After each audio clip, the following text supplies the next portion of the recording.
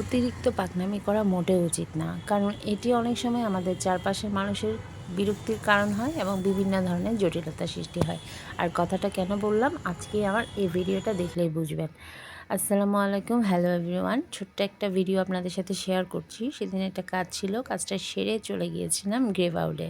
Grave আউটের meat box নিয়ে অনেক রিভিউ পেয়েছি, তো চিন্তা করলাম যে এর আগেও একবার এসেছি, বাট সেদিন আমার মিট বক্সটা ট্রাই করা হয়নি। তো আজ যেহেতু এসেছি, মিট বক্সটা ট্রাই করি। কিন্তু আমার পাকনামিটা শুরু হয় এই জায়গা থেকে।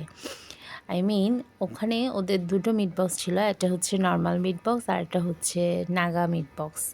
তো যেহেতু মিট বক্সটা আমার মোটামুটি ট্রাই করা হয় সব জায়গায়, তো আমি চিন্তা করলাম যে না, নাগা মিট বক্সটা ট্রাই করা হয়নি, আর পাকনামি দেখাতে গিয়ে ওদের ওখানে নাগা মিট বক্সটাই অর্ডার করে বসি। আর ফার্স্ট বাইটে সেই লেভেলের ঝাল, মানে ঝাল কাকে বলে, আমি এর আগেও অনেক ঝাল খেয়েছি, বাট ওইখানে ওই ফার্স্ট বাইটে আমার সেই লেভেলের ঝাল হয়েছে, মানে কি বলবো, পুরো পানি শেষ করে ফেলেছি। আর বাকি ইতিহাসটা না হয় শেয়ার নাই করলাম। তো পরে আমি আরেকটা আইসক্রিম নিলাম আমার ঝালটা নিবারণের জন্য, বাট আইসক্রিমটা তেমন একটা মজা ছিল না, বাট ঝালটা পরে আস্তে আস্তে কমেছে। এটাই সেই পাকনামির ফল। মানে আমি অতিমাত্রায় পাকনামি দেখাতে গিয়ে সেদিন এত বিপত্তির মধ্যে পড়েছি আর এত ঝামেলা সৃষ্টি হয়ে গেছে। যাই হোক, আল্লাহ হাফেজ।